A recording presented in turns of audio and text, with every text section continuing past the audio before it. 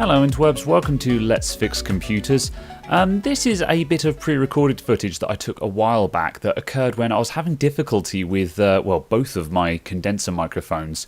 One of them is a Behringer C-1U that I use at home, and the other is the Samson CO1U that I use in the shop for recording these videos. We're currently recording on the Behringer, just for reference. But at any rate, my Behringer developed a very annoying fault where there was a very low-level background hum. I say low-level, it actually got to halfway up the decibel meter, and I couldn't get rid of that hum for love nor money. And incidentally, a friend of mine with exactly the same microphone was having exactly the same issue.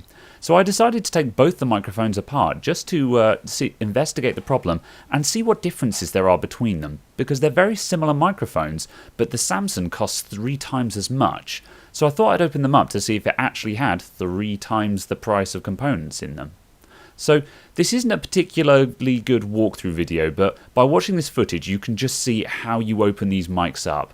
I can use a pair of needle nose pliers to remove the bottom ring from underneath the microphone, I guess you could call it, and then the housing just slides off.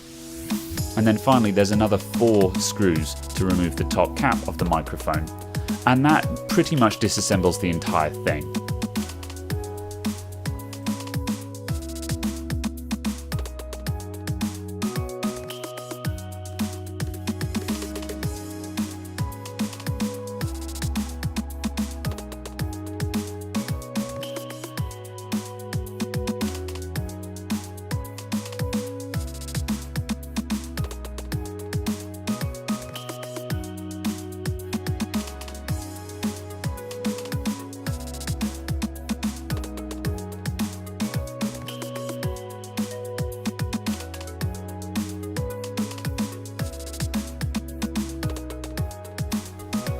So with both the microphones disassembled, we can now see, again, just more similarities in the construction of both of them.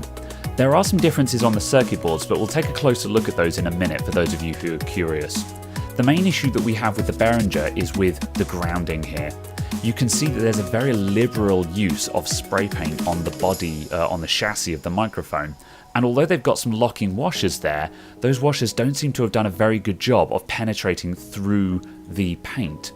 So with very little wear and tear, we've suddenly found that the microphone has very poor grounding on it, which is probably why we have this annoying buzz that reacts to touching the microphone or even just background capacitance. So what I plan to do is to use a screwdriver or some sandpaper or whatever I can get my hands on to try and scratch away at that paint. So when I reassemble the microphone, the screws will bite everything down to the metal and correctly ground the microphone again. Unfortunately, I didn't really have the right tools for the job at this time, so as you can see, I'm just improvising with a Dremel sanding ring that I've squashed flat, and I'm literally just rubbing those locking washers against it. This is a horrifyingly inefficient way of doing it, but as you can see, it's having the desired effect, because we have now bare metal on show.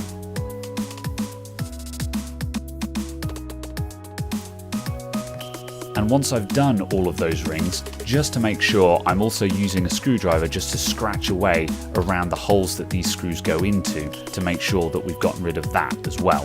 So again, this is a very, very ghetto mod that I'm doing here. I'm sure there's better ways of doing this, but the point is you need to get that metal exposed, because that's the problem with these microphones, is they've just spray painted across all the metal so nothing is grounded properly.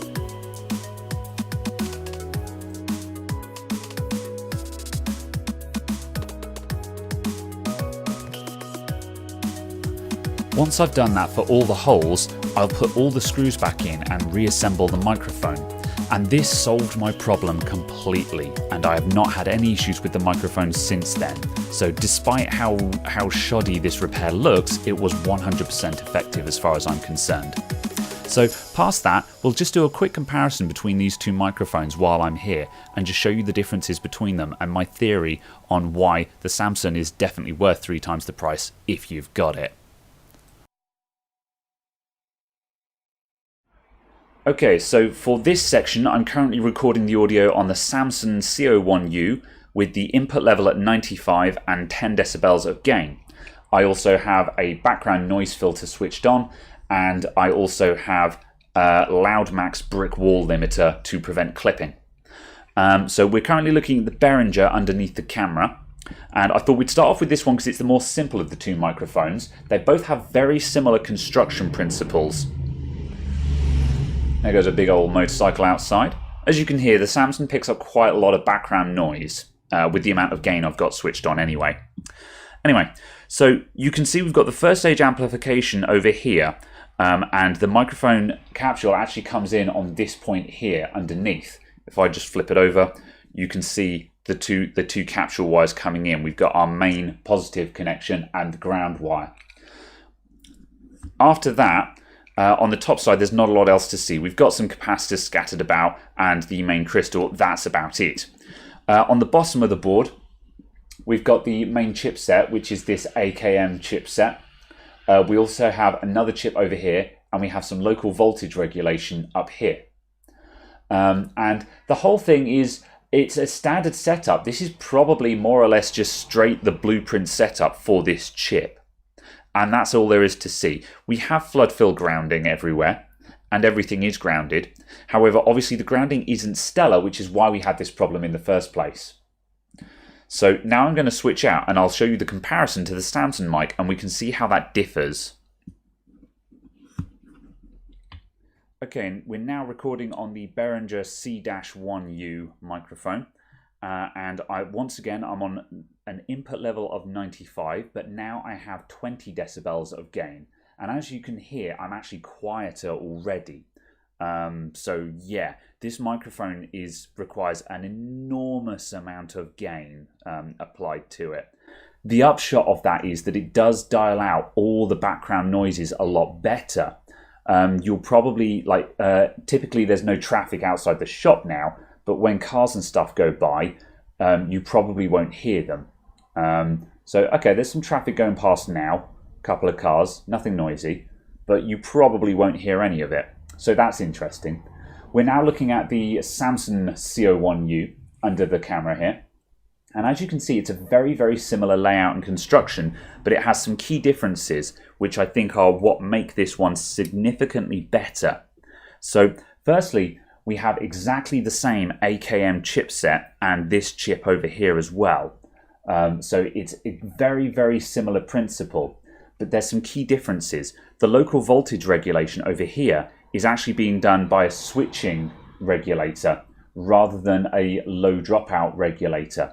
So it's got a much higher quality power supply to the chip on it. I'm not sure how much of a difference that makes. However, it could be making a lot of difference in terms of cutting out background noise. We also have all of the capacitors on top of the board instead of having some of them underneath the board. Again, I don't know how much of a difference that makes. There's roughly the same number of capacitors, but yeah, there's that. The actual construction as well seems to be better. The soldering on this is not stellar, but it feels better. There's no through-hole components on this, whereas the Behringer has a couple of through-hole resistors and stuff like that that just don't look particularly well soldered to me. So that's another thought. But the main thing that it really separates this one out is the first stage amplification is all being done on a separate board up here. It has exactly the same principle of construction on it, with the isolated electrode coming in on the little post with the capacitor coming off of it and all the rest of it. However, that's all on this separate board, which is floating on nylon studs. It does have an earth coming in on this screw, and then there is an flat earth plane surrounding the entire amplification system to keep out external interference. And likewise, when you look on the main board here, where that first stage amplification comes onto the board underneath this LED wire, you can see that we've got a ground plane, again, all around the whole thing, and a huge gap of separation there. Again, just all to keep out external noises. And this is doing two things. One, it probably means that this microphone is vastly less susceptible to buzzing and stuff like that. And also, it probably means that they're able to put significantly higher gain onto it without picking up the noise floor. So that's how this Samson mic using exactly the same chipset and very similar construction is actually much better than the Behringer. However, it's also worth noting that it's approximately 3 times the price as well, so there's that.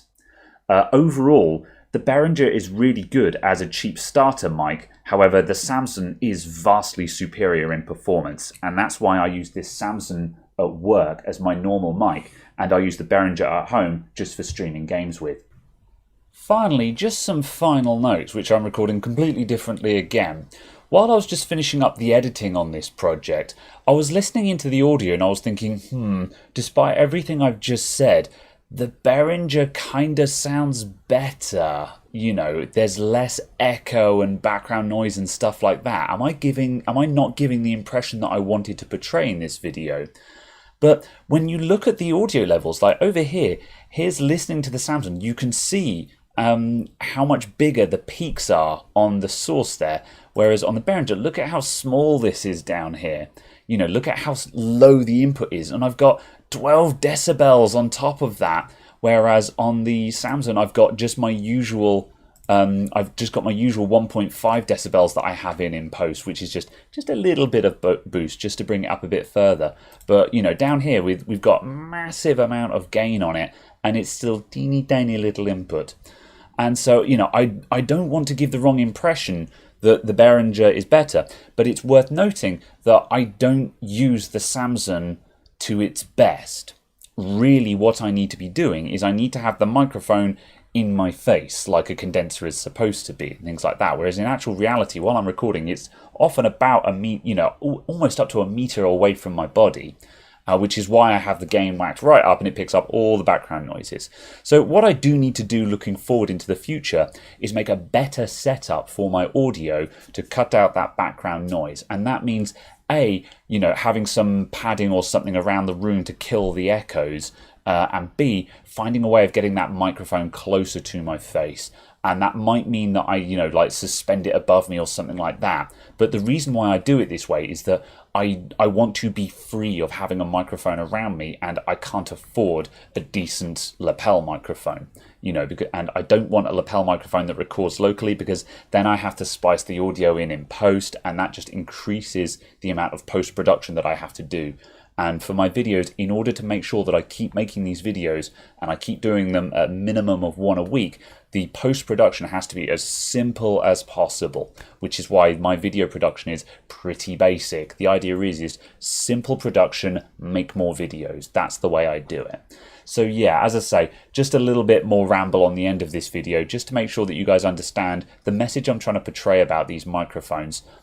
So yeah, there is a huge amount in the setup of a microphone. You can have a terrible microphone, but if you set it up right, you'll still get reasonably good audio out of it. Whereas better microphones allow you to be far more lazy and still get passable audio. But even still, audio is something that I want to be working on in the future on my videos. So, as I say, don't take everything I'm saying here as gospel. I'm not an expert. I'm just blundering my way through this. Anyway, thank you very much for watching, everyone. I'll see you all next time. Bye for now.